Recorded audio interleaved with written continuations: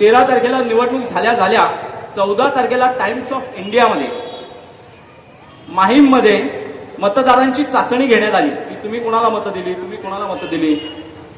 तर सय्यद, शेख, अंसारी, खान ही सगळी पिल्लव जमली. हमने तो महाराष्ट्र नवनिर्माण सेना को वोट किया. क्यों, ऐसा क्यों किया? हमको 92 के दंगे का बदला लेना है.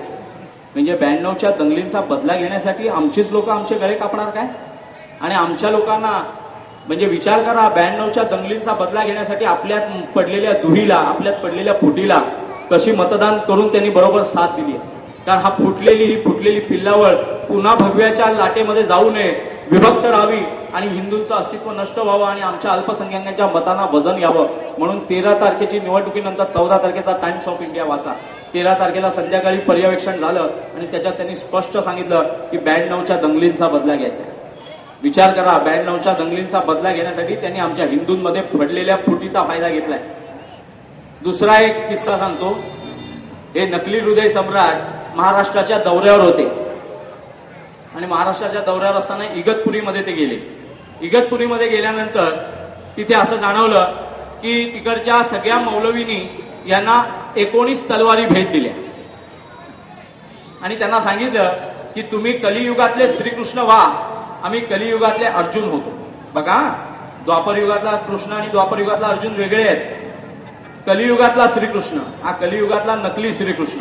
त्यांना माहिती आहे. तेव्हा मी एका फसलेल्या मनसेच्या कार्यकर्त्याला बोललो होतो, बिचारा माझ्याकडे आला, मी फसलो, ज्याला वाटोळं करून घेतलं, या लांड्यांची चाकरी करावी लागते. तेव्हा मी त्यांना बोललो, बघा आज कलियुगातला श्रीकृष्णाला कलियुगातला अर्जुन पहिला ठार मारणार आहे. या 19 तलवारी दिल्या आहेत, हिंदूंमधल्या 18 जाती तुझ्या हातान काप आणि उरलास की 19व्या तलवारीने आम्ही तुझी मान पहिली उडवतो. स्वतःचा राजकीय स्वार्थ नीच दर्जाला जाऊन साध्य करायचा. मी परवाच्या दिवशी मला ओरिसातून फोन आला, आपल्या हिंदू राष्ट्र सेनेच्या ओरिसातल्या कार्यकर्त्याचा.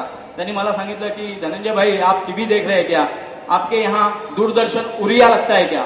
मी बोलो की लागत असेल, बघूया काय. तो बोला क्योंकि हमारे यहाँ उड़ीसा में शिवाजी महाराज के जयंती के ऊपर 1 घंटा कार्यक्रम दिखा रहे.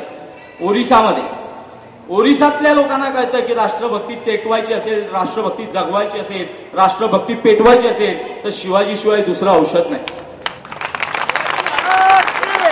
आणि दूरदर्शन ओरियावर 1 तास छत्रपती शिवप्रभूंचा कार्यक्रम दाखवण्यात आला. विचार करा, या राष्ट्रवादाच्या राष्ट्रपुरुषाला प्रांतवादाच्या अपवित्र व्यासपीठावर घेऊन हे राष्ट्रद्रोही काय सिद्ध करू पाहत आहेत. आता महाराष्ट्राची इतकी नाचक्की झाली प्रांतवादामुळे. मला मान्य आहे, पहिलं मराठीलाच प्राधान्य मिळालं पाहिजे, पण मराठीच्या प्राधान्यासाठी राज्यकर्त्यांच्या मानेवर बसलं पाहिजे. इथल्या गोरगरीब सिंग ठाकूर चौधरींना मारायचं आणि हाजी अराफत शेखला आपल्या कडेवर घेऊन फिरायचं का? जावई करायचंय त्याला? विचार करा या गोष्टींचा. आता दिसतात आपल्याला धमकी समजा अथवा विनंती, लाज वाटते. कुणाला सांगताय?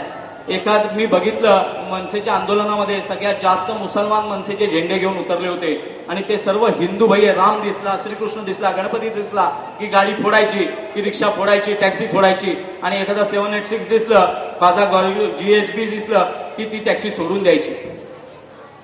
तुम्ही हे कराल काय हो असं? आपण उत्तरेत गेलो तर काशी विश्वेश्वराला जातो, दक्षिणेत गेलो तर बालाजीला जातो, महाराष्ट्रात जो उत्तरेतला माणूस आला तो पंढरपूरला जातो, शिर्डीला जातो. तो काय कुठच्या हाजी अली दर्ग्याला जाऊन भेट देत नाही. आणि अशी हिंदूंची आपसातली पडलेली दुही, आपसात पडलेली फूट या देशाला धोका निर्माण करेल. महाराष्ट्र हा देशाचा अतिशय मोठा अंग आहे, मोठा पाईक आहे. महाराष्ट्राला खोडायचं, महाराष्ट्र जोडायचा, महाराष्ट्रातून हिंदुत्वाची शक्ती कमी करायची म्हणजे आपोआपच प्रांतवाद भिडेल आणि प्रांतवाद भिडला की हिंदू आपसात एकमेकांच्या माना मारेल.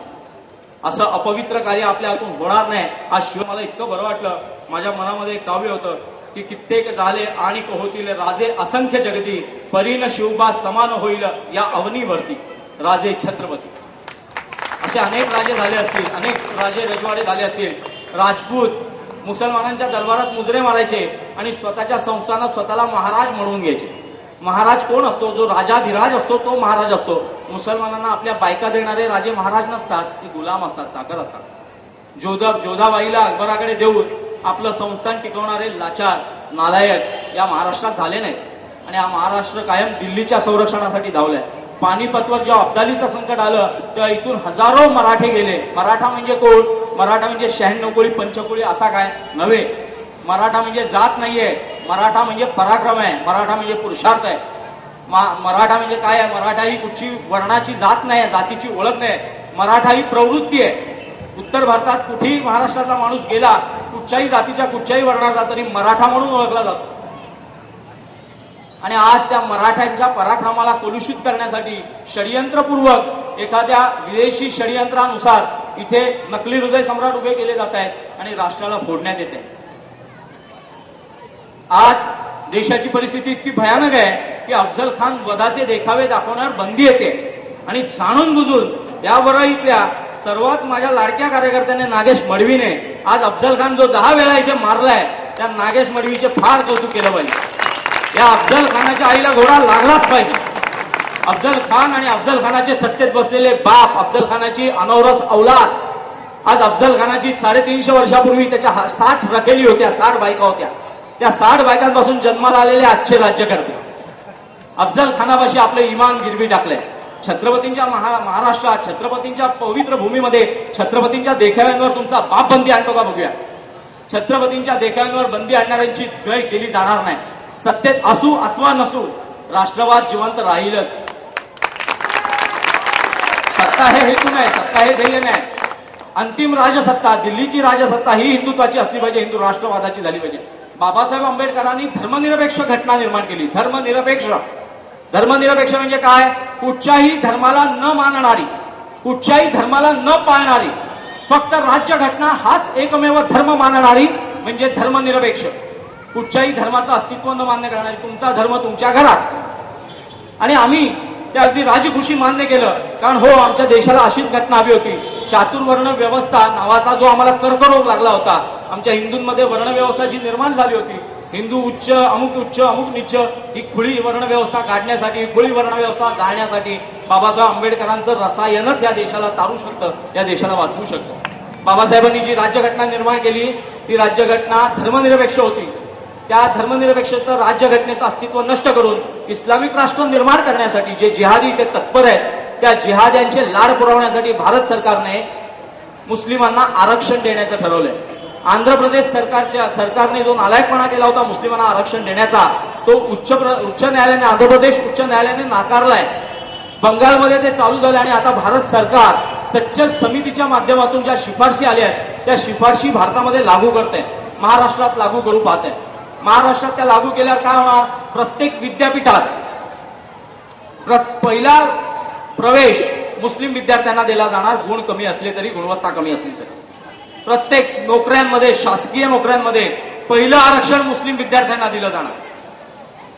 धर्मनिरपेक्ष घटनेची पायदळी तुडवून केली जाते. धर्मनिरपेक्ष घटनेला अपमानित केलं जात आहे, कलुषित केलं जात आहे.